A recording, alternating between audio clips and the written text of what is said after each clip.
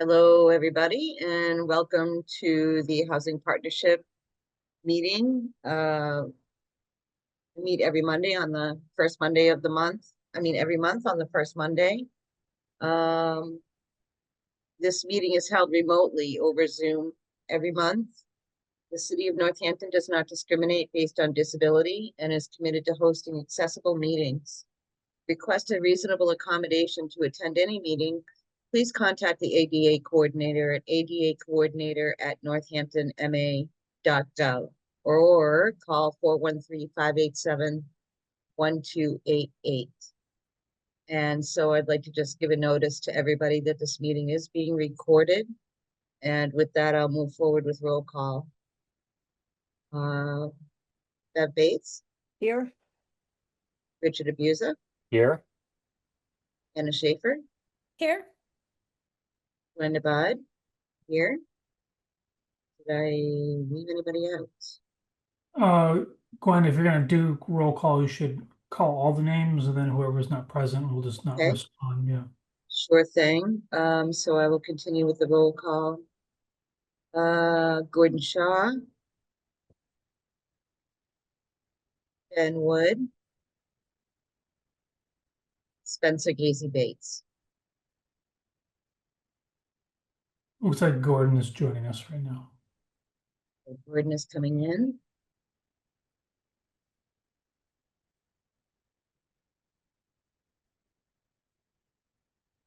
Hi, Gordon. We're just doing roll call, so I'm going to call your name. I'm here. Thank you. Okay. Do we want introductions of any sort or anything like that, or?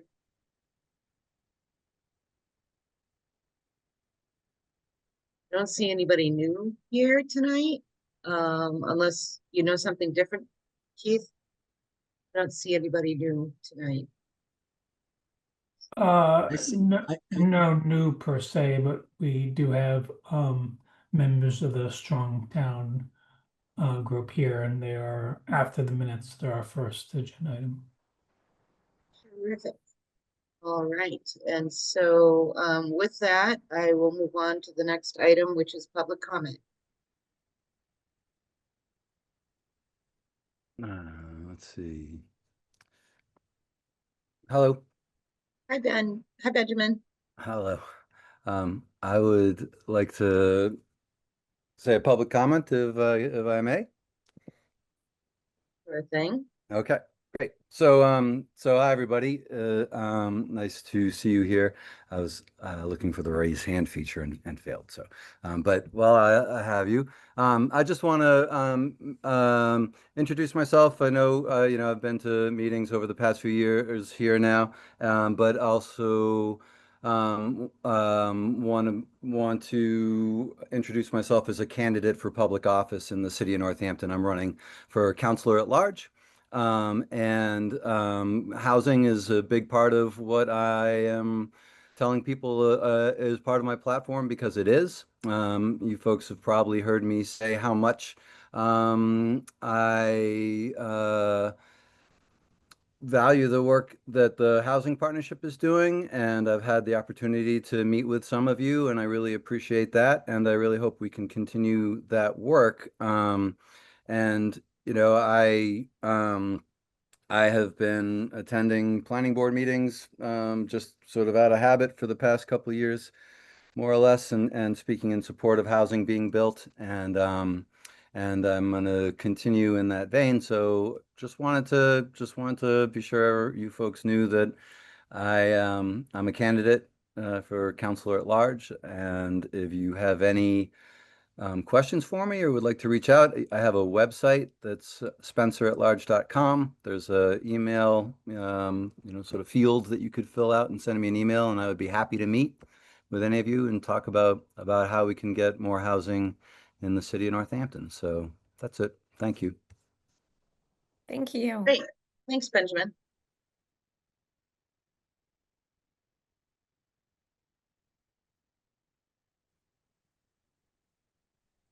Anybody else?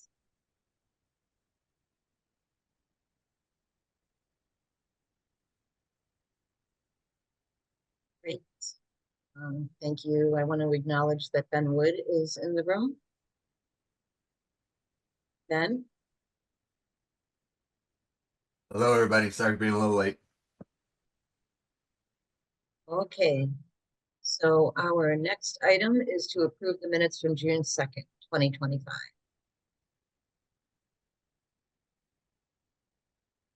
So I would, I'll motion for approval. I'll second. so we will do a roll call on the minutes. Hannah Schaefer, Approved. Bev Bates, I wasn't there, and I've never been clear as to whether I can approve or not. and abstain. Abstain, okay. Richard Abuza, Yes. Gordon Shaw, Yes. Ben Wood, Yes. Juan Nabad, yes. Thank you. Okay, so our next item is Strong Towns interns and housing examples and projects. So we will welcome you. Hi, my name is Haley. I'm one of the interns with Strong Towns this summer. Another intern, her name is Maddie, Madison, but she goes by Maddie. She'll be here, at this meeting. She's just running a little late, but, she'll be here soon. But yes, we are both interning for Strong Towns Northampton this summer. So we're focusing on completing projects related to improving the housing and transportation landscape in Northampton. But specifically here today, we're here to talk about the housing aspect of that. So right now, we're currently just learning more about the housing landscape and looking into specific examples of innovative housing models that could be possibly implemented in Northampton, and looking to see what Northampton has done successfully that could be exported to like neighboring cities and towns. We're also looking to get familiar with good examples of local infill and generating ideas for blog posts or articles because we're creating a Strong Towns Northampton website. So we're just looking for ideas related to housing that we can write about to post on that website. So yeah, right now we're just really interested in learning a little bit more about what you guys are working on right now, what you guys have been working on.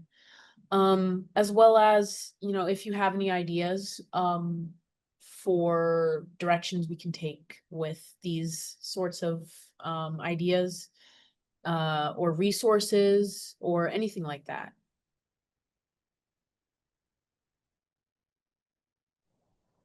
Great, thank you. Is this a discussion, Keith, or just I think everything to do is discussion, yeah, I mean, Haley and, sorry, Maddie, they came and they asked me some, questions previously, give them a bunch of examples of, you know, projects that we've done and different things we're doing. But I think, you know, one of the things you guys do is advocacy, you do work, you do write kind of opinion pieces, you know, you're supportive of legislation, you know, all the things we've done, successes and even setbacks, you know, some of the legislation did move through as timely as we want it to, but I think we have a broad, a deep bench of ideas that we can draw from, and yeah. sure. Mhm. Yeah, I was just going to ask Haley, I'm not familiar with what Strong Towns is. So maybe you could fill us in a little bit. Maybe that'll help me understand a little better what you're trying to accomplish and what the whole program is about and where you're coming from Yes. doing this. You're an intern, so that means that suggests you might be a student. Of course. Yes, I am a student right now at Smith College, but Strong Towns has a national organization that's dedicated to focusing on like the housing and transportation crisis across America. So like looking for ways to create communities that are more sustainable and financially secure, that provide access to like housing for all people, regardless of like income or accessibility needs and things like that. Looking for ways to make streets and roads more accessible to not just people driving in vehicles, but also cyclists and like pedestrians who walk. But mostly the housing aspect of it is right now we're currently focusing a lot on affordable housing and like the general housing crisis in Massachusetts, but more specifically in Northampton. And so we're looking for sort of innovative solutions to the sort of problems that Northampton is facing, ways to make more housing, ways to make the existing housing more affordable, ways to work on decreasing like the homeless population and things like that. And yeah, is that helpful? Mhm. Sure, sure. Well, a good place to start, and I'm sure Keith probably shared these resources with you, but two written documents is, I don't know how long has it been since we did the impediments to fair housing, which was a plan that the Pioneer Valley Planning Commission did a study on issues these issues that you're trying to address, which lays out a lot of innovative solutions and identifies the problem, a lot of stats. And even going back even more of a decade earlier, we also did a strategic action plan. We used CPA money to fund the consultant to do that. And I still think that what that plan says is very relevant to today's situation in Northampton, even though it's over a decade old. Those two resources that you could certainly pull from.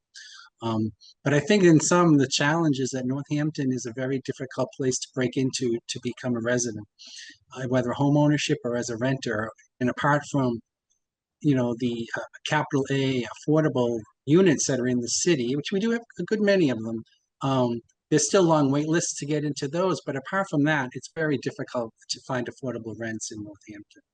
And so that's the biggest challenge. And that's not true even just in Northampton. It's the housing crisis is a national problem, but also I think here we have to look at it more as a regional issue because it's Northampton is just one community, but people are trying to move. Being able to move anywhere in the valley area is just difficult to find affordable rents.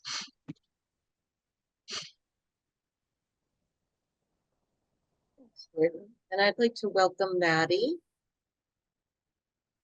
Hi, everyone. I'm one of the Strong Towns Northampton interns this summer. So nice to meet everyone virtually here. Nice to meet you. Joanne raised her hand. Okay, Joanne. Hi, Joanne Campbell. I'm a member of the Strong Towns. Danny McCann, who some of you may know, had the impetus to start a chapter of Strong Towns, I guess about a year and a half ago. She can't be here tonight. Danny is the direct contact with the interns. She's worked with Smith College, and so she's directly working with them. And then myself and George Cohout, who also can't be here tonight, we're sort of helping Danny along. And so we're meeting with the interns on a weekly basis and talking about stuff around specifically around housing. And so the Strong Towns, is a volunteer group. Just anyone is welcome. There's no membership fees or anything. Not that you couldn't join Strong Towns nationally, but so for the Northampton group, it's basically, trying to focus on housing, and a lot of folks in the group are cyclists and very interested in the mobility and the downtown Main Street plan to get that going, but very much on cycling and safety. And So they're focusing on stuff like if the city's coming out with a plan around the high school to change the road and try to have some impact there. And so obviously housing is a big issue, and we have Maddie and Haley for, till the end of August. But if you, I think if you too want to just talk about how you've met with Carolyn Mish and, that the overall comprehensive plan and trying to figure out if the city has met goals. And so you maybe want to talk a little bit about that. That might be helpful to this group to sort of maybe narrow if they have any ideas about what the partnership might be, like, oh, gee, could you focus on this piece for us? We don't have time to explore a little bit more. So that would be my suggestion. Yes, absolutely. So what we've been working on in terms of housing, we've been meeting with various groups and people from the City of Northampton Housing Department. We met with Keith last week. Thank you again, Keith, for taking the time to meet with us. We have been working on a housing progress report based on the Sustainable Northampton Comprehensive Plan. So we've just been going through each goal and objective to go through line by line progress on each of those, as well as strategies and actions, just to make sure that Northampton is working on all of the things listed in the sustainability plan. So we actually finished that today. But yeah, everything we have in here, I'm assuming, is known within this group. But yeah, everything is pretty much laid out in one document.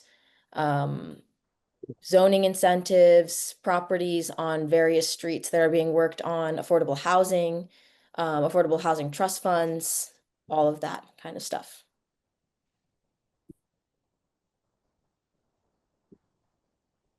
You have any insights to share? Do you have any areas that there are some gaps or successes that you could highlight? Yes, I'm looking through the document right now. I would say the section that we have the least progress on is goal number 3, which is working to end homelessness. The objective focuses on preventing, or I'm so sorry, to increase focus on prevention to decrease the number of those becoming homeless. So Strong Towns, as well as the City of Northampton, has worked with Valley CDC for community building. And I know that Carolyn mentioned to us working with a community resilience hub that's in progress on 298 Main Street, the Baptist Church, to kind of create a coalition of service providers for homeless people. So that's something that's in development right now. And then at the city level, I know that they're trying to develop a division of community care, like a non-police response division that the city can provide to assist on house populations or those unable to monitor themselves, and etc. So yeah, but those are the only things we have going on for goal number 3. Goals 1 and 2 have a lot more detail. Goal 1 focuses on creating new housing. That focuses a lot on working with developers for affordable housing units, and things that the planning board has on its list to approve for affordable housing projects. And then in terms of, or for goal number 2, preserving and now sustaining existing affordable housing. I know we had that like preserving existing rental housing stock to facilitate availability and price stability for affordable housing is in progress with the CDBG funding and CPA. And then we're also in progress or we're also monitoring present affordable housing in terms of use permits, expiring use permits, and making sure to extend those if possible to preserve affordable housing units.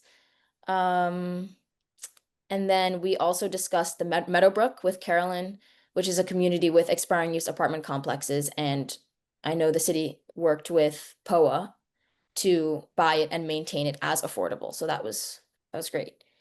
And then there are many things going on with Sargent House on Bridge Street to sustain and improve existing units.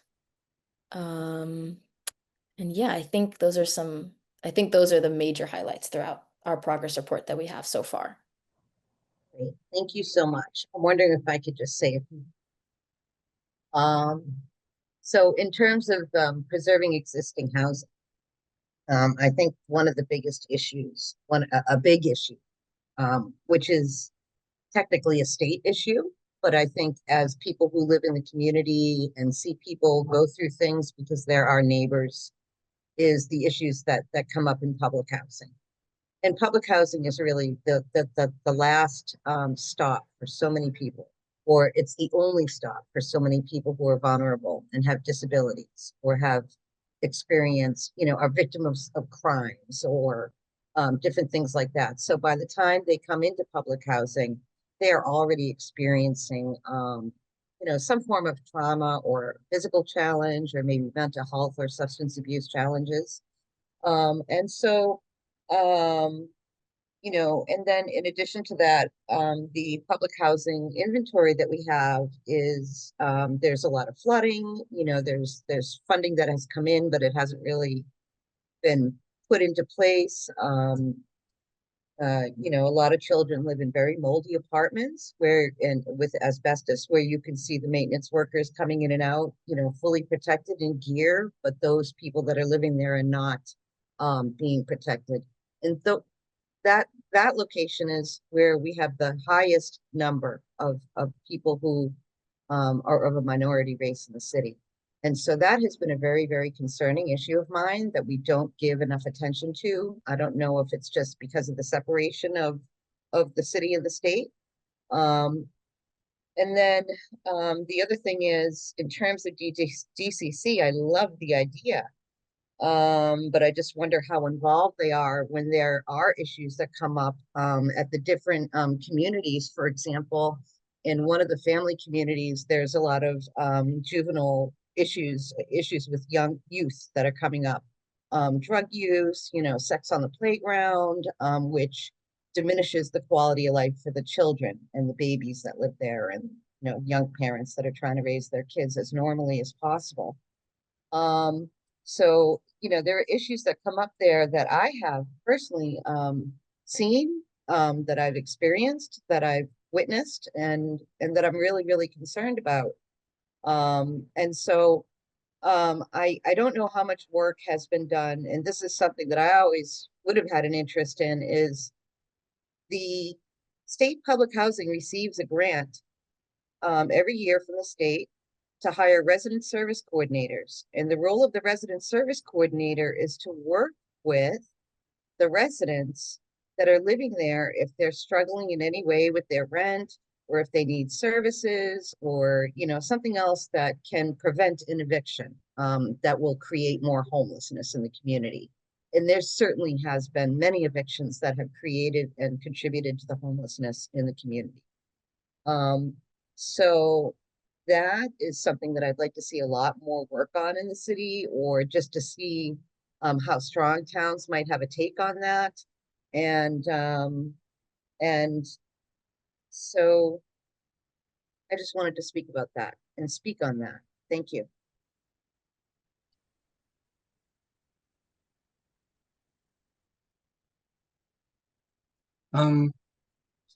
Where to begin? There's so much I could to speak to, but let me start with the homelessness issue, which is where you started.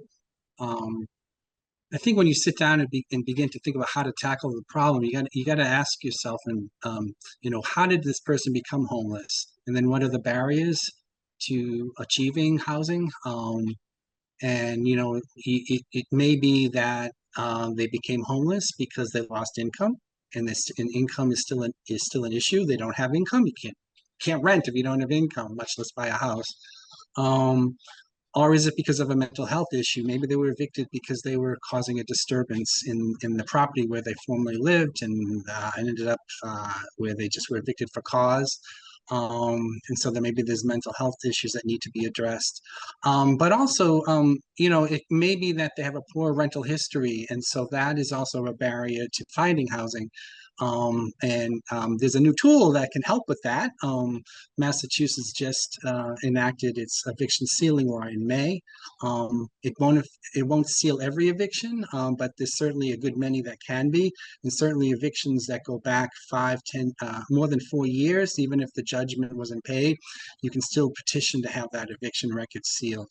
So you can find out information on the eviction sealing law by going to masslegalhelp.org. My organization is involved in helping seal records as well. I work at Community Legal. And so I think that those are things that maybe the resiliency hub, which, by the way, it's great that we're doing it, but it's also going to be a magnet, so we can expect more people homeless coming to the city to get services, which is not a bad thing. I'm not criticizing that, because it's great that Northampton's stepping up, but that'll be the reality of creating such a place. And then also we can blame our what can government do? And you can look at it on 3 levels. Right now, we have a very hostile federal government that's pulling out all the traditional supports we used to use to help keep people housed. They're just not going to be there maybe for the next 3 or 4 years. Certainly, the state's doing the best that they can with putting money into building more affordable housing and creating a deeper housing stock. But the shelter system that's for families is broken. And now it's even tougher to get a family into what is considered emergency assistance shelter. You no longer can get in just because you can't pay your rent. You have to show good cause for why you didn't pay your rent. And that's a very complicated legal analysis that leaves a lot of people who end up homeless for an inability to pay their rent out. And they're capping stays, and they're capping, and now they have wait lists for that. And then locally, I guess, Northampton having this resiliency hub is going to be a positive step forward to helping address the needs of that population. And certainly we as a city are continually looking for ways to support building more housing, whether it's capital A affordable or just small A affordable. And that's kind of the role that we kind of play in this committee. Thank you so much, Gordon. Anybody else? Bev? Yeah, it's very hard in my brain to think about how to discuss all of this without feeling defeatist. But in my opinion, and it's not just my opinion, I think most observers would agree, we are at a crisis point right now. The housing challenges that people face are so multi-dimensional and have so many causes. The construction market has never not recovered to date in this part of the world from the COVID era. Interest rates have been higher than they were 7 years ago. Access to capital is, as Gordon suggested, going to become even more difficult. One of the things that we should stare at is the fact that the big, beautiful bill cuts housing vouchers by about 45%. Think about that. So even if you have reasonably adequate and accessible supply, it's not going to be affordable to very low-income people unless they have rental assistance to help them pay the rent. So when you put all that together, a lot of the people I talk to are very worried about the effect of tariffs on costs of construction, even though those costs are already way higher. Think about this. It costs about $500,000 to build an apartment out here right now. Some of that is the torture that public process puts developers through. I just went to a ribbon cutting for a new development in Pelham. 37 units, nonprofit sponsor, close alliance with local government and a lot of local activists. 8 years. Took 8 years from conception to the ribbon cutting for 37 units. So, you know, it can feel overwhelming. I think right now, in my mind, we have to think about desperate moves in desperate times.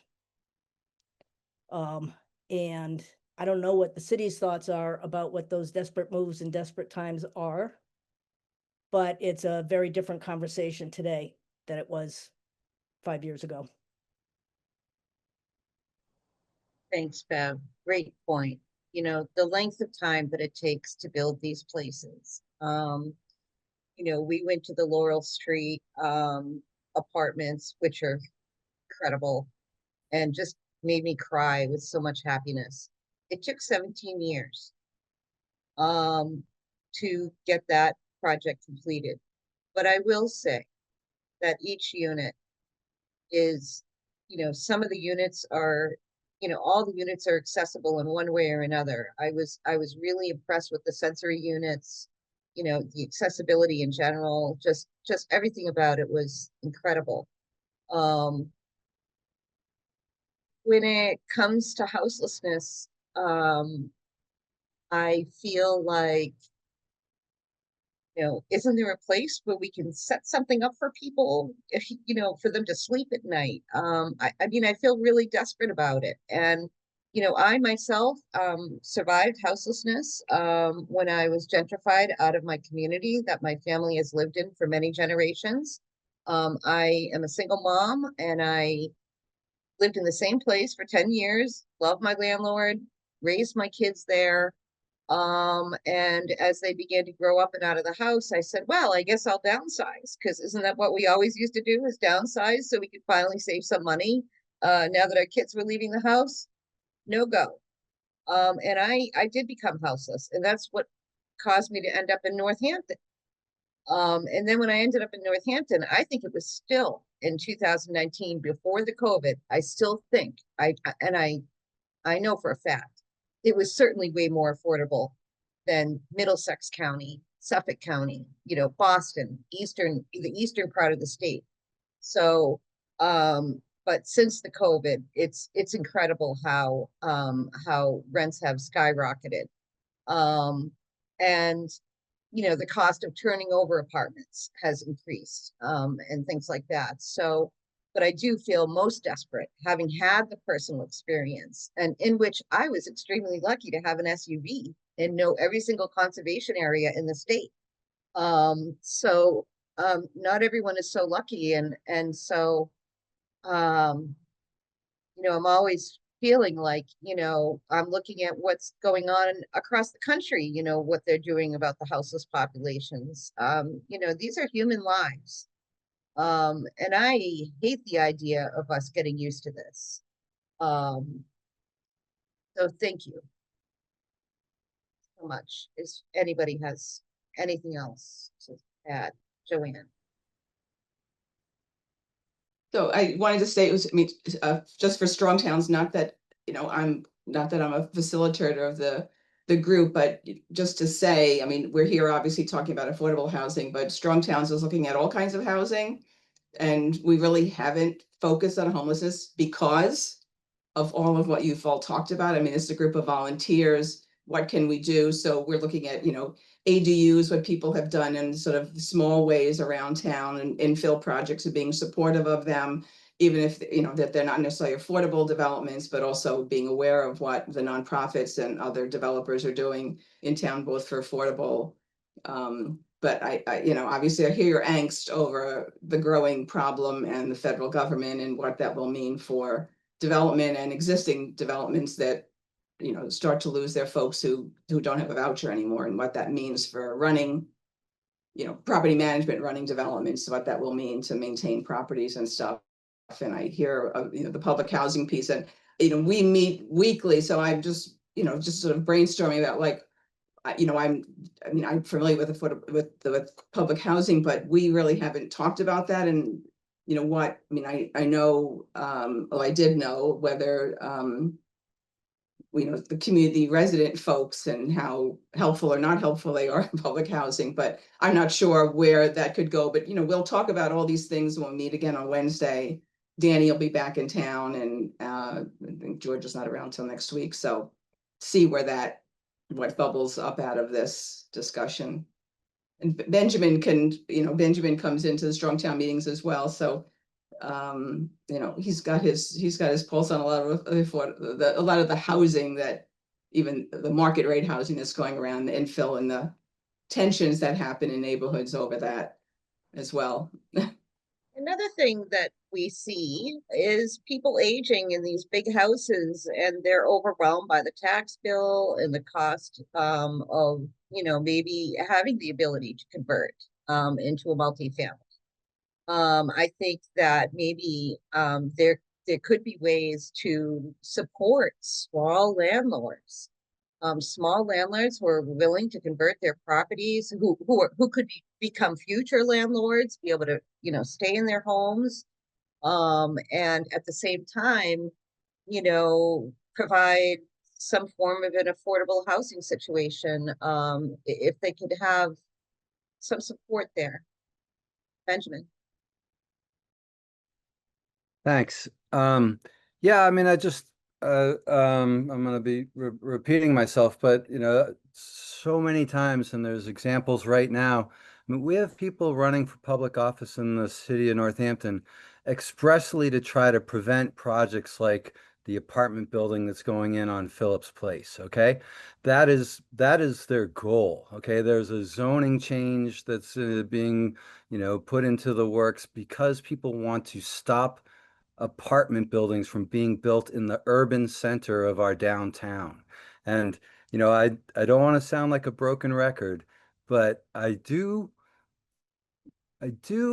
encourage people on this partnership to please come to planning board meetings where these projects are being discussed, because it's it would be eye-opening. I don't know if you've seen them or watched them. They're available on Northampton Open Media. I would suggest watching the Phillips Place Planning Board meetings and really realize this isn't nothing. Like, there are people actively trying to prevent housing from being built, and just the example of people aging out. That apartment building is going to be small units in the center of town with an elevator. Okay, so people with accessibility issues will be able to live close to downtown and get around. There's not a lot of accessible apartments in downtown. It's old housing stock. There's stairs that bring you up into them. This is a building that people will be able to live in if they require mobility devices, and people are trying to stop it. And when I go to these meetings and I'm the only one standing up in public comment talking in support of housing being built, I wish other people were there. And, I'm not trying to be a jerk, but we need people showing up at meetings where it matters, so that the people who are trying to stop these things understand that they're not on the right side of history. And that's all I'll say. Thank you. Thanks, Benjamin.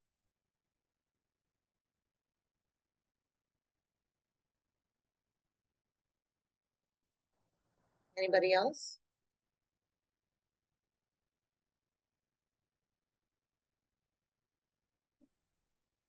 I would just put out, if our guests have any questions for us, anything more specific they wanted to learn something about, yeah, please go ahead. Thank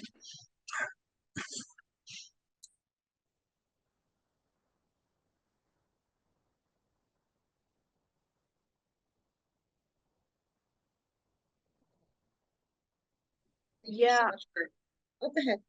Sorry.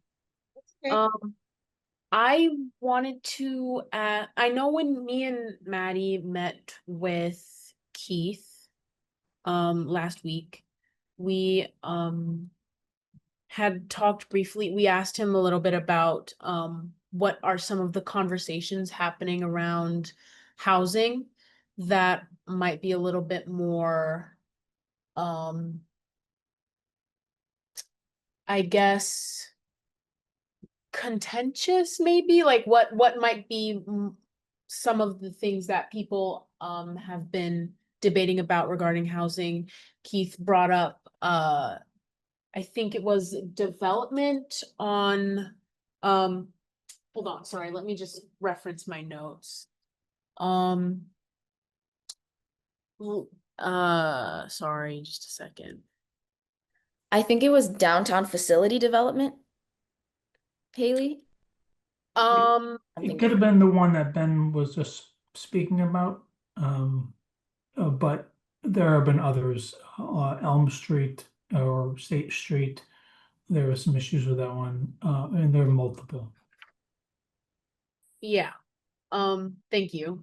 I was just curious to know a few more examples about that and uh where those kinds of conversations might be taking place. So as Benjamin said, people are going to the planning and sustainability meetings and really angry about this new development that's being built. In terms of, the housing partnership voted to support this. We wrote a letter in support for funding for this project. It is moving forward. In terms of, you know, anything that I think could improve it, I think, some of those issues have been addressed. For example, there was a resident who was upset about the height of the building and how that was going to affect his new solar system. That's perfectly understandable. The contractor worked with that problem. Another issue that may or may not be an excuse on people's part, I'm not really sure. The issue is what percentage of those units are going to be affordable for someone that comes with a Section 8 certificate? Are they going to be turned away? Because, it's market rate, which changes and fluctuates all the time. So I personally believe, even though I approve of the project and I understand the concept or the theory that the more housing we create, the more we, will have, and that will be good for everybody. But I still would love to see maybe something baked in Northampton where when a developer comes forward to build something, there are a certain percentage, 5-10%, in this tiny city, where we could dedicate those to people who are average income, not middle to high. Anna. I think I was just adjusting my hair, but I did have I had something to say earlier. Oh, without speaking to specific projects and pushback, I mean, I know that the Phillips Place one has been one that's been on people's minds recently. Something that I think you may see soon is that Lindsay Sabadosa just added, just approved a line item in this upcoming year's Massachusetts housing budget, or I guess in just the Massachusetts budget, to include laws around broker fee reform, which is something that we've been working on the housing partnership for a while. It would mean that when a rental agency rents out to a tenant, that the fees that they charge have to be paid by the landlord instead of the tenant, which in Massachusetts, even though it's not the case everywhere, tenants have been paying these fees for years now that are often like 50 to 60% of 1 month's rent. So it has massive public support, and the Northampton City Council supported it. But I imagine this is the point where maybe we'll start to see pushback from some of the powers that be. I know that New York just passed this in the past year, I think, and they had years of legal battle. So I don't know what that will look like for Massachusetts, but I feel like that's going to be a hurdle coming up for housing. And it's going to be such a great thing though for Northampton housing because so much of the housing here is rental stock. So that's one that I'm looking at. Thanks, Hannah. Hannah, can I ask a question about that? I was under the impression that the governor just signed a broker fee law. Yep. It just went through. Oh, Yep. okay. It's been approved. Yep. Okay. I thought Um, I'm sorry. I thought Hannah said it was being proposed. Yep. Sorry. Oh yeah, no, I think it is now official. So I don't know. I know I don't want to misspeak. I believe that in New York there was like years ago it was I'm I'm gonna misspeak. You know, maybe there won't be legal pushback. Gordon could probably speak more to this. We do we have that, an agenda item coming up we on have an Oh agenda great, item look for at me, that. not looking So at we'll the get to that in a minute. a legal challenge to the New York City law, but was somewhat defeated, partially defeated. It was just federal district court, so it may not be the last word on this issue. It's just a federal district court decision, but it was quite a thorough examination of the constitutionality of whether a city could ban broker fees charged to tenants. They challenged the complaint. I guess I'm going my. Should I just go forward with my Right. So report on this? I just want to make sure that we're all set with this Yeah. agenda item. That's okay. I can hold. Strong towns, and then that we'll get to that in just a minute. Yeah. Is there anything anybody has to add to anything on the strong towns or strong towns? Do you have anything to add? I'll just say if there's any follow-up questions, Haley or Maddie, you can always reach out to me and I can send it to the partnership or partnership vice versa. I'm sure there'll be things that come up. So, and we're always happy to have you. Okay. Thank you. Thank you so much. And I just want to say one last thing to you, strong towns. I did participate in a focus group where we talked about connecting the bike trails to low-income housing communities, and I think I'd love to, see that. I'd love it. So, thank you so much for being here, for supporting the production in Northampton of more housing, affordable housing.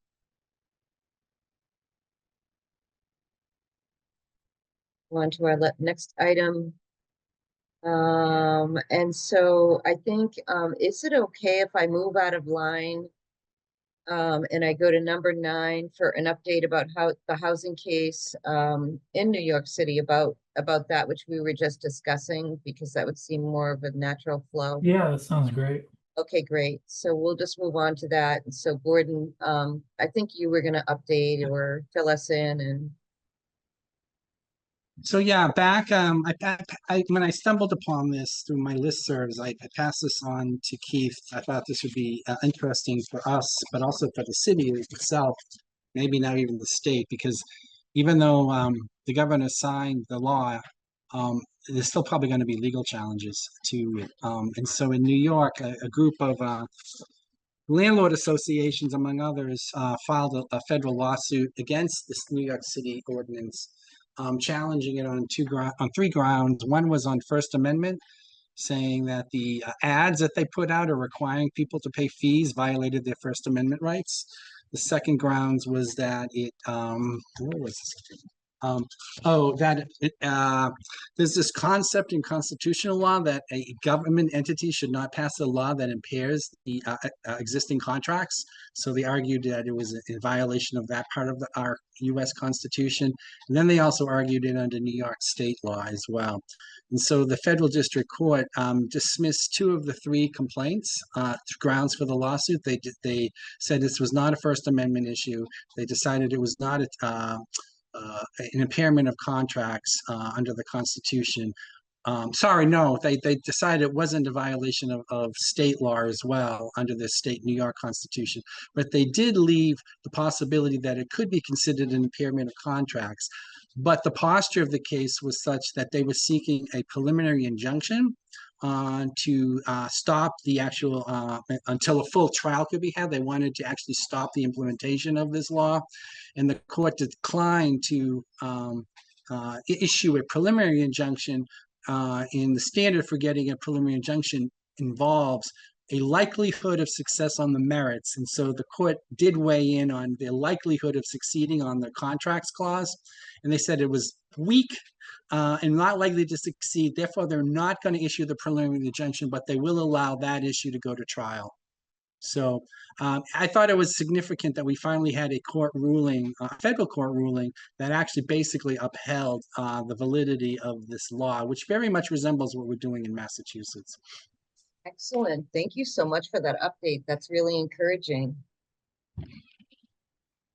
Thank you, I Gordon. think it's the first in the nation of someone actually suing Right. to prevent this, Right. this concept from going forward. That's really Uh-huh. helpful, Gordon. Thank you. And so, you know, this legislation has been written into law now over the last week by the governor.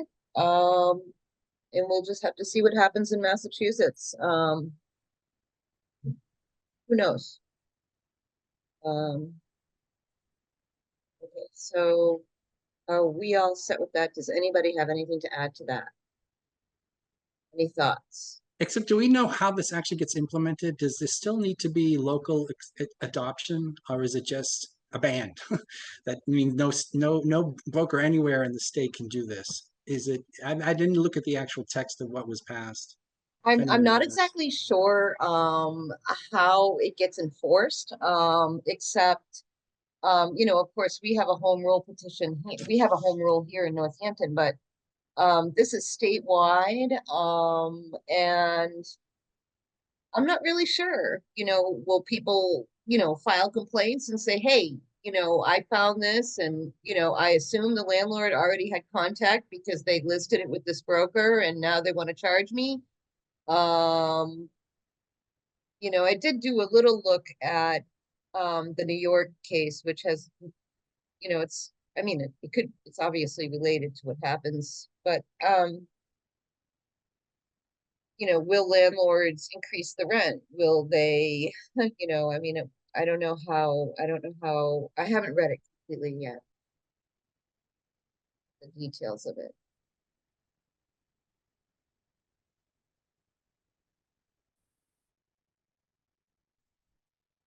Anything else on that?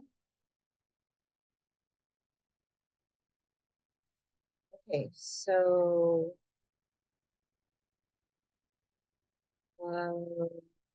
our next agenda item is planning for housing developer forum for September. Oh, yeah, go ahead, I can take that. Basically, Carolyn just wants to know if you guys want to be involved in planning the housing developer forum coming up in September. I don't think anything is set in stone right now, but just want an affirmative yes that, you know, you guys, someone from the housing partnership wants to be involved in that. And then someone from the city council, Carolyn, will be reaching out probably to Gwen or something like that. Okay.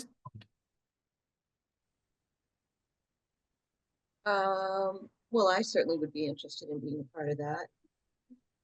Me Yeah. too. Anybody else? Can we can you also you've done this before, Keith, but can you just describe the objectives of the forum again?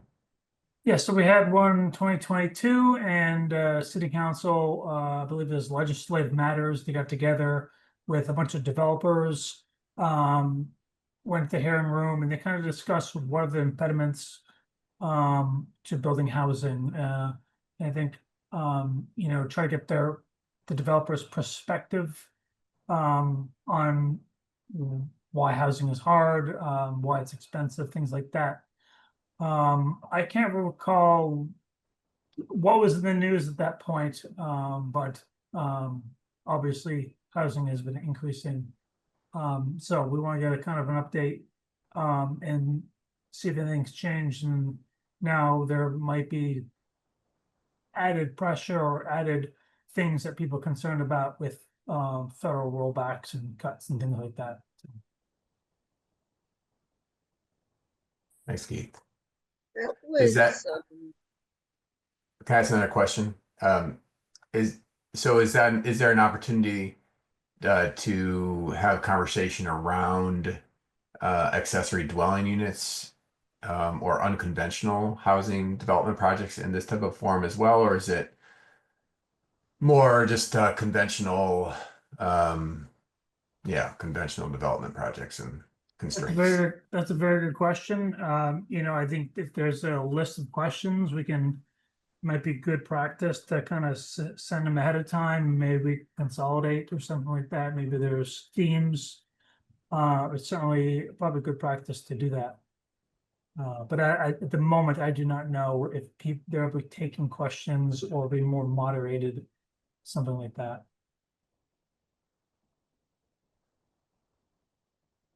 Yeah, I think at our last meeting, whether we did it informally or formally, I mean, we expressed an interest in having one of these. I think the questions, and they've already been asked, is what is the focus of this? Why would a developer show up to such a forum? And maybe that still needs to be figured out. I think having the city lead it is a positive as well, because probably will get the attention of developers more than if we said we were going to run one of these. But I don't know what the role is that we can play. I mean, the city certainly has the wherewithal, and Carolyn has the wherewithal to plan something like this. But maybe, I don't know, we don't have a date yet, but September seems like it's like not like a month away, really. If she wanted to come to a meeting and then help sort of plot out what the focus would be, like the agenda, I think that could be a role we could play. great.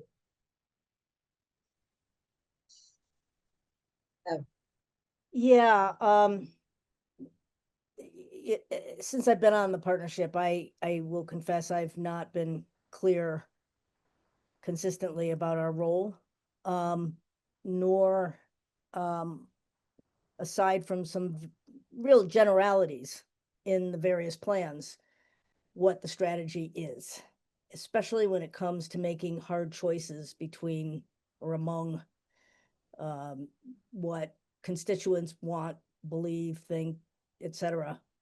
And so for me, it would be informative just to sit and listen to what developers are saying. I think we can all theorize what we're going to hear to some degree, but we may be surprised by some impediments, perceived or real, that they see. And so I definitely think we should be invited to sit and listen minimally. If there's a bigger role, great. So yeah.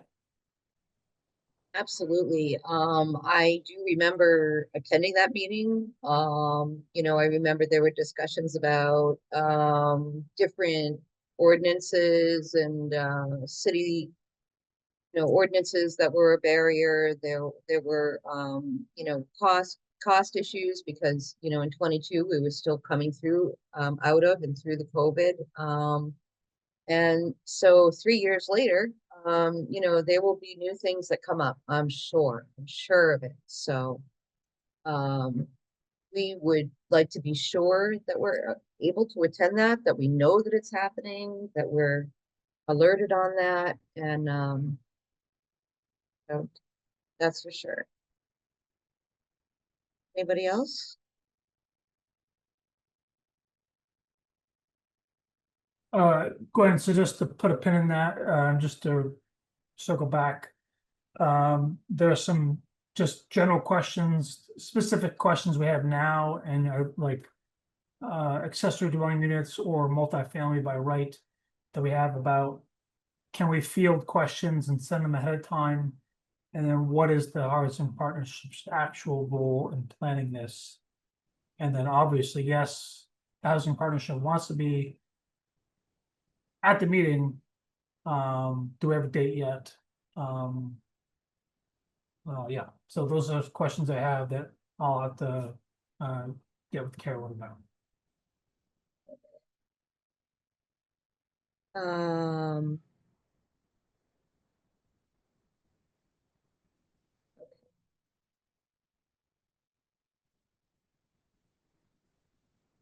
Okay, I'm gonna move on to the next thing.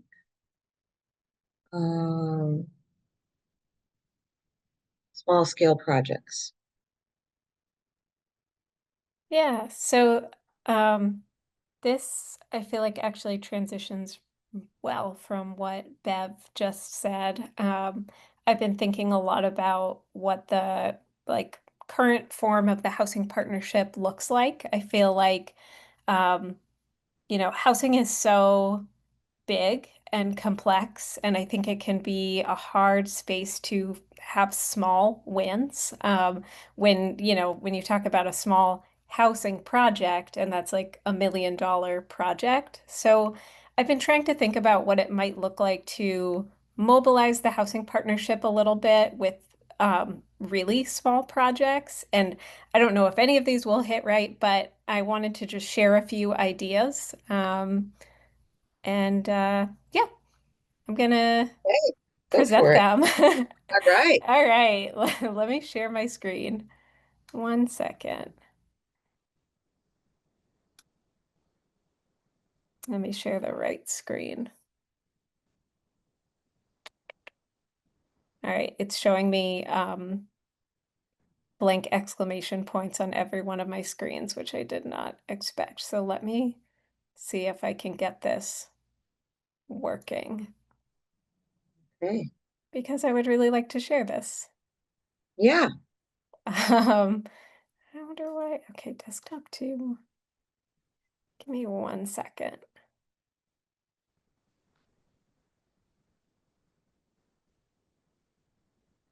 It looks like it might be a security setting on my end.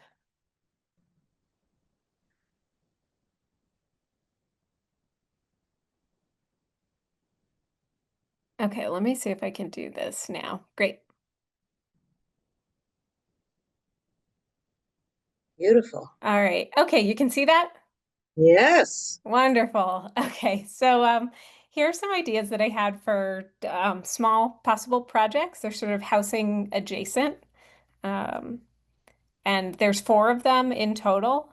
And the final one I think would be the one where the commitment is time more than money.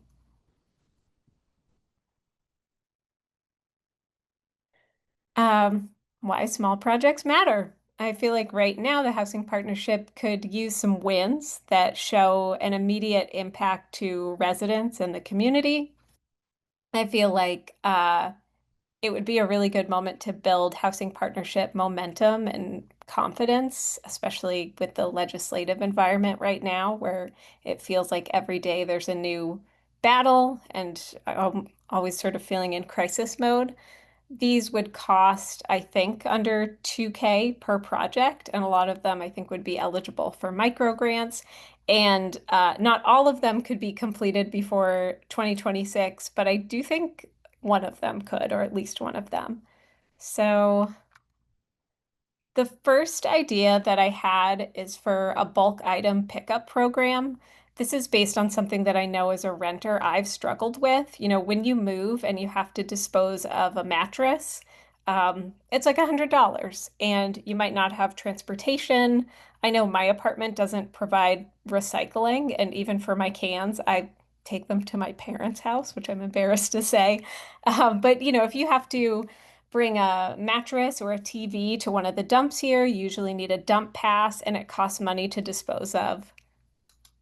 So um, I thought, this might be something where we could partner with the city for a twice a year event where people can arrange in advance for a pickup. It's possible that pickup could even come directly to people's apartments, or, there could be a place where it's collected.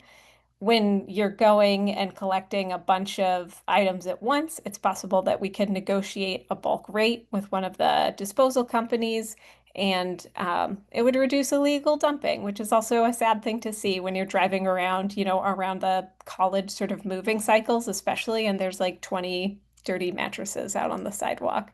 Uh, and I found that Mass DEP actually has a program for this already. They basically like have a micro grant to do this. which is a minimum of $3,000 and a maximum of $10,000 given out. So that one I felt really hopeful about, and I felt like it could be relatively easy and just have a huge impact. The next idea is a winterization supply drive. Oops. So this is something also as a renter, I can't make any permanent changes to my space when it comes to winterization. So a lot of these are old, drafty Victorian houses. This could be something where weather stripping, window plastic, draft blockers are distributed. We can target the distribution before the cold weather hits, maybe in October, and it bridges the gap where tenants can't make these structural changes, but landlords won't or can't weatherize. And this is something where I feel like it would cost like maybe $30, $40 to put together a kit and even put it in like a nice reusable canvas bag. So with 50 kits, we would look at like $1,500 to $2,000. This is something where I don't actually know if this is like a CPA appropriate project. I'm not really clear on what types of projects they fund and if this would fall under their purview, but can talk about funding when I'm done. Similarly, the idea of household preparedness kits. I think often about the things that I'm missing around my apartment, like flashlights, batteries, things where in a pinch or if there was an emergency, they would be really nice to have. I feel like those are things that you kind of get when you have a lot of discretionary spending. And this is another one similar to the winterization where I feel like it wouldn't cost a lot. You could put together 50 or 100 kits for a pretty low amount of money, and it would have a really direct and immediate impact on the community. The final one is the the one with the most work involved. And I don't know if something like this already exists, but the fact that I don't know if something like this exists probably speaks to the fact that if it does exist, it needs to exist better, if that makes sense. So the resources hub is just a pamphlet or packet, would be comprehensive packets with information about tenants' rights, utility assistance, navigation guides, lists of local organizations, and partnering with local agencies for different pickup locations. I feel like we have so many great orgs in this area, but they're so scattered.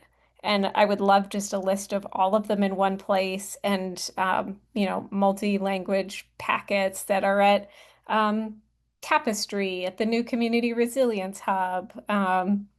I feel like they could just be distributed everywhere. So this is one where like paper is cheap, the cost is time though, and making sure to have people on board who could get this right, especially if there's information about tenants' rights. Like then we're getting into Gordon territory here and not just making a list of local organizations territory. I do feel like in terms of the work that I would love to see the housing partnership doing, though, this is one that would be really impactful, and it's one that like I would be proud to share if this was something that we can do and pull together, but I recognize that it takes a lot of time.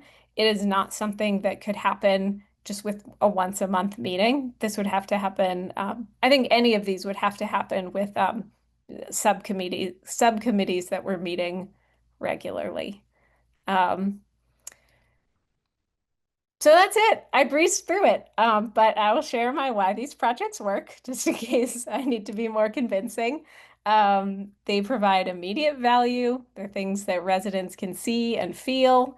They're cost effective. I mean, I raised the number for what they would all cost together, just assuming that I'm leaving out administrative costs or space costs. And they address real needs in the community, and also create energy for the housing partnership, which I think could be really great. Um, that's what I got. It's like 400 degrees in my apartment right now, so very warm. Thank you so much, Hannah. Yeah, I would love to hear thoughts though, and know if these are things that are aligned with anything that people are imagining. Let me stop sharing my screen. So if I can just say first and foremost, I can see Keith putting stuff up, on our website, on our city website. However, there are many residents who don't know where to look for these things. There are tenants who don't know where to find these things. And there are actually quite a few resources, out here in Western Mass and across the state.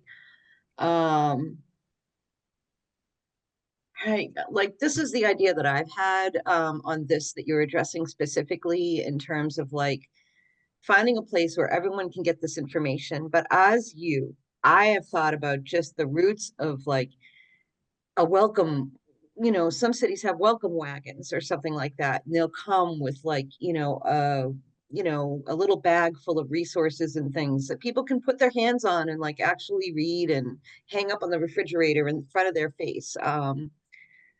So that's my thought on that. And then I don't know what's going on with the Mass Save program right now. I know that the Mass Save program does provide heating and, winterization for people. If you receive fuel assistance, you can also I believe you can also receive updates. Mass Save, you make an appointment with Mass Save and they will come in and do weatherization in your apartment, as well as Mass Save does provide some projects and funding for landlords, small landlords. And especially if they have residents who are low income.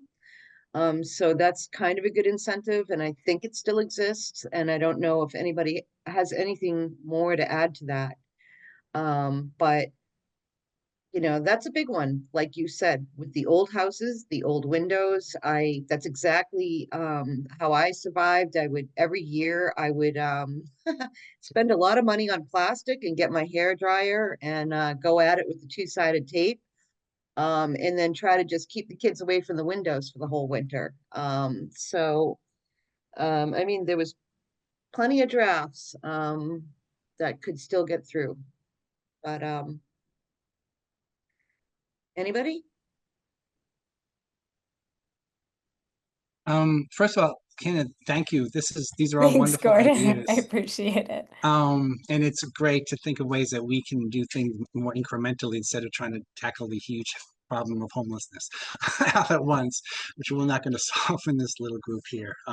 So let me start with the fourth one, which I think what you're really trying to solve there is the access issue, which is an issue in and of itself. When I talk about the access, I'm talking about the digital divide, which is three components to it that I know that there are working groups across the state. The governor has a working group on this, how to address the digital divide, because people can't get online.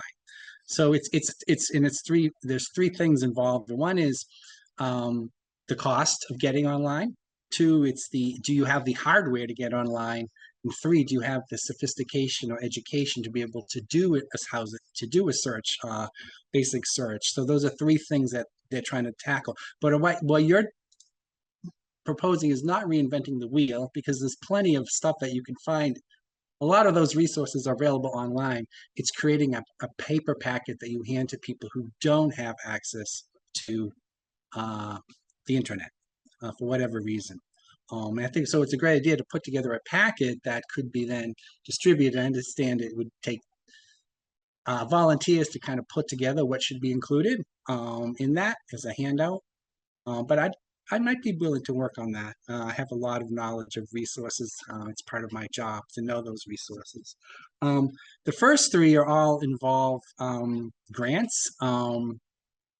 And we do have a track record of, the Housing Partnership has a track record of actually writing applications or writing proposals. But ultimately, it's the city who's the applicant, not us. So those would involve us working with Keith and others, and that the city would then have to manage those funds if we did get them. So it's more than just applying for it. There's a role that the city would have to play at that. And we did apply for CPA money. We got a housing stabilization worker for a few years funded that worked directly in the housing court. This is going back about 7 or 8 years, maybe even 10 years now. And so the CPA is not a barrier, because we did one question we had with CPA funds, you asked whether CPA could support these things. One of their funding objectives is supporting affordable housing. And we were concerned was that we were giving money directly to individuals, whether that was a proper use. And I don't remember all the legalese that went on about that, but we did decide that it was a proper use to be able to get money that would actually basically give money or give resources, like paying their security deposit as an example, directly to residents of the city. Thanks, Gordon. That's really helpful.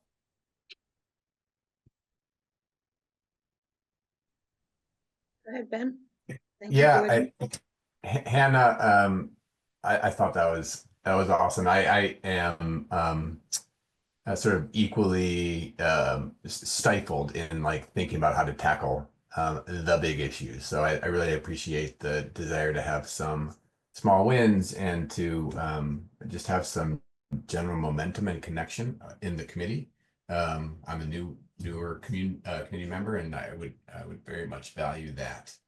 I love the idea of I like all the ideas. I love the idea I think it was the first one, the illegal dumping one. I live across the street from Mains Field in Florence, and it happens to be a place where there's a lot of illegal dumping that happens. And it's sad, and it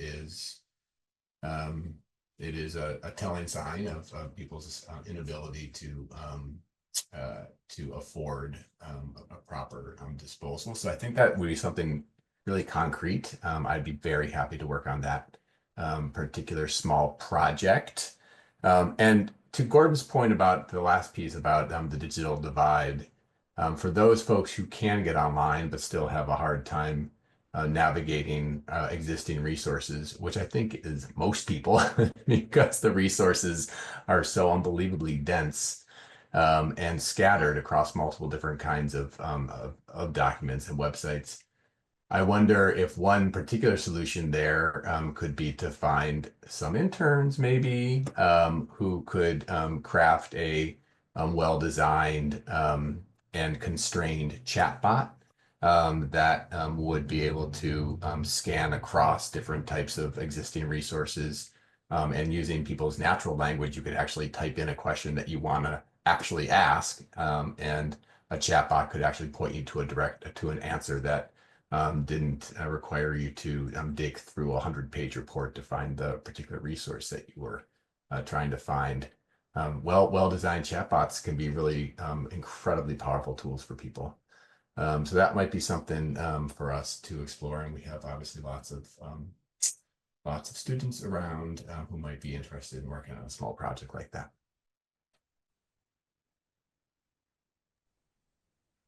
Can you explain what a chatbot is? Oh, sorry. Yes. Artificial intelligence. So so you're on a website, and instead of a typical search bar, a little dialog box pops up, and you can ask a question in that dialog box, and you can ask the question in your own natural language, meaning like you can ask a question in the ways in which you want to ask a question rather than trying to guess at the ways in which a traditional search engine is forcing you to think about the resources that might be available and the ways in which it is designed to point you to a particular resource. A well-designed chatbot should be able to understand the question that you're asking in the way that you're asking it, and help point you to a right resource and provide a good summary that is hopefully useful. Anyway, it takes work to design them well, because they can be really poorly designed, but a well-designed one could be super useful for folks. Okay. I completely agree. I live in a community where at the end of every month, there's like 1 million mattresses. There are like bags of stuffed animals all filling even up to part of the parking lot around the recycle bins um, and I wonder, since Massachusetts adjusted the laws on mattress disposal, how many solutions they came up with for people to deal with that. And I'm not really sure, but Hannah, thank you so much. Hey, I think Richard's had his hand up for a while. Go ahead, Richard. Yeah, I wanted to commend Hannah because I think it's really good to think at things differently and approach things. And I think you're spot on with the meaningfulness of small projects and tangible successes. And I think that Gordon and Ben also, hit it right on the head about how meaningful that could be. So thank you very much. Thank you all. And Gwen, I don't want to cut you off. I do have just a follow-up question about sort of like what comes next and how to not just make it a one-time presentation, but to follow the lead on some of these things. Okay, so is there somebody who wants to work on this? Do we want to create a subcommittee so that people can start working together on this? Is anybody interested in anything of, you know, working on this with Hannah or Hannah? I shouldn't assume that you want to work on this. I think I have to self-volunteer. It only Okay. seems right. Yeah. Right. Well, I think there's a threshold question which involves, at least for the ones that involve finding a grant, that the city is willing to be the lead applicant. We'll do all the grunt work. And then how we, which one do we want to go after? Is that DEP one? We'd have to go and look at the qualifications for knowing that, and we'd have to again look at whether CPA would fund some of these as well, and then decide whether we want to actually pursue it. And then CPA's got its own funding cycle. I'm sure the DEP one too. When do the do they have a funding cycle? People who know grants know that things live on a cycle. And then and then also, even though the last one is mostly about the people resources putting it together, I mean, there's still a cost associated with it. So, I mean, if you're going to print, who's printing it? If you're going to dress it up in nice little welcome bags, that's going to be a cost as well. So I don't know. We don't have a budget. So does the city have the means to Right. do that? So that's all. These are all questions I think Keith has to bring back to us at a future meeting. The answers to these questions. Is this something where does it require a vote to form a subcommittee that can kind of decide which of these projects is most interesting to folks and then come back to the housing partnership next month to say how we've narrowed it down, or is that like a full housing partnership conversation? What was the question? I'm sorry. Oh, what was the question? That's a good question. Basically, to decide to kind of narrow these down, the four that I had presented, is it something where a subcommittee can meet to discuss the four, decide which ones interest people and we might want to focus on, and come back to the housing partnership and say which we'd like to move forward with? Or does it require a vote or the input of everybody to decide that now or in a future meeting? Does that make sense? Could I make I think it's a great question. Could I also make maybe a suggestion, maybe as an interim step? If there were people that had any interest in one of the items, maybe an individual could take a little bit of leadership and do some background research, and then we can come back to a full meeting and have some conversation around feasibility. For example, I'm more than happy on the illegal dumping one to just take the next step, do some reading, look at available grants, look what other cities and towns might do, and just come back with some information to support some decision making, if we all want to sort of tackle it that way. Okay. So how do people feel about just about that idea that Ben just put forth for us as individuals to just sort of work on these these individual items. I think that there's a lot to be said for that because we start to form subcommittees and whatever, we're gonna talk about posting issues and open meeting laws. True, If true. people Scheduling, sort of do some individual work and bring their results back, I think that would be probably the most effective way to do it. okay, so, you know, I'm certainly willing to look into the weatherization thing. I can definitely do some digging around about that and find out where it stands right now. Is anybody else willing to work on or look into any number of those issues? I'm happy to start to look into what it might take to do a pamphlet. I think it's the one that probably has the most hidden work. And Okay. so I'm happy to start to kind of collect what I find and also just see what barriers I encounter in terms of trying to find that information, because that might be useful also, like seeing where I come up short. Great. Okay, thank you, Hannah. And there are two places to start with that. Legal resources is the Legal Resource Finder, which is at masslrf.org. And then, of course, there's 211.org, which is more oriented towards social services. I mean, those are the websites those are the key ones for finding help for legal, you know, everything under the sun for 211. But that's not the goal. The goal is to put the key ones into a pamphlet so that you could do your searches there and compile that into a document. Great.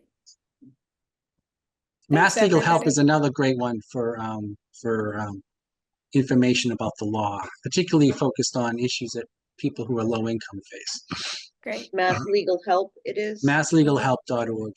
Okay, But the Mass Legal Resource Finder, masslrf.org. And Okay. Keith, is it okay if I send like an email to the partnership or send an email to you and Gwen, just summing up the things that I shared, just so there's a writing of it? I know that I breezed through it. Yes, and just Definitely. send me the slides as well. Okay, thank you. Okay. Does anybody else have anything to add to this? I don't have anything to add, but I do have one additional comment to me. I'm not sure where we are in the agenda. Okay, are you asking the question where we are with this? All right, I just have one idea for the committee. Okay. It's not so. Now's a good time. Yep.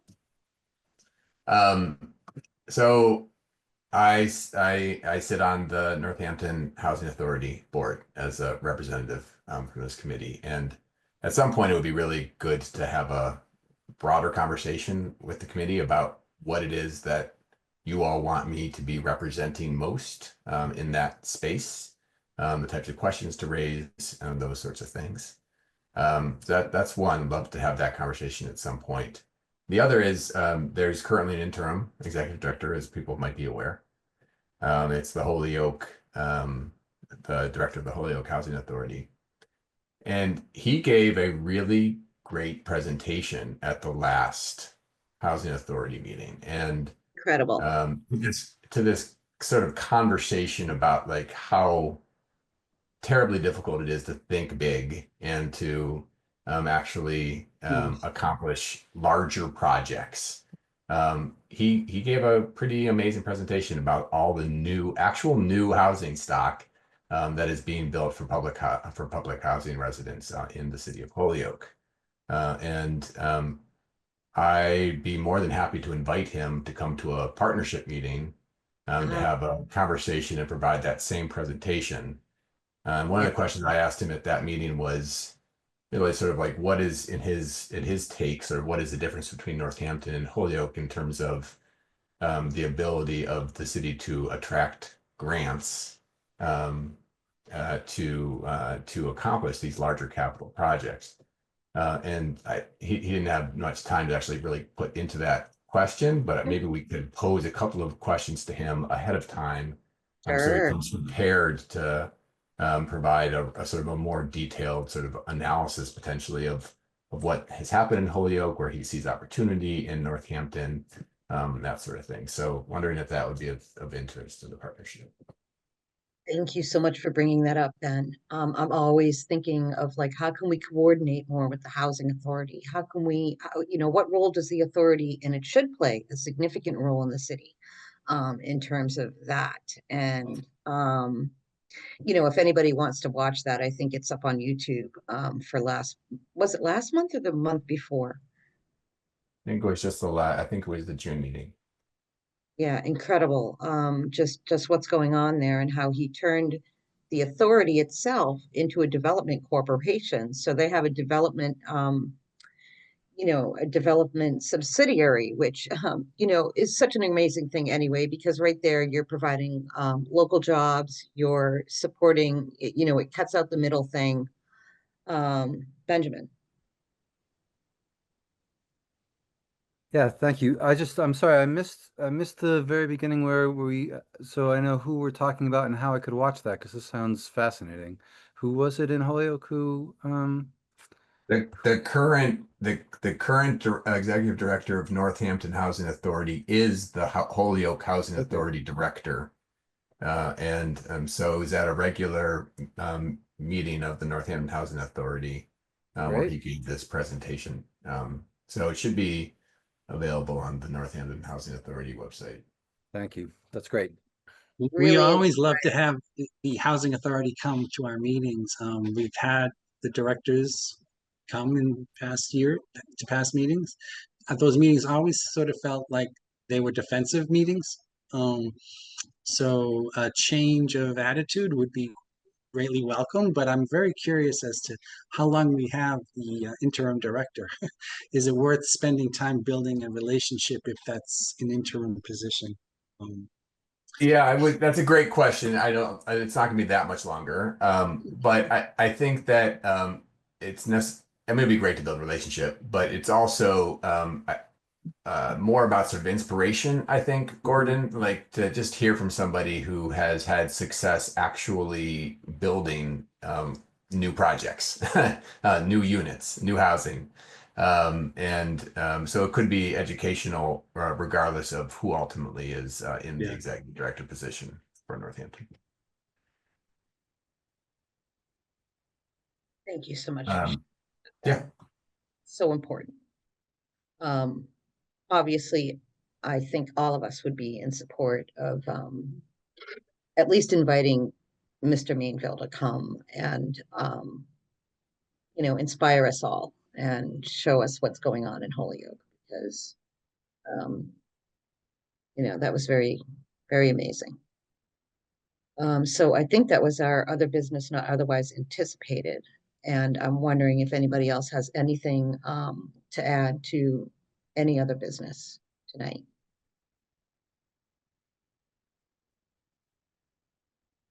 No. Okay, with that, I will. I'll move to adjourn.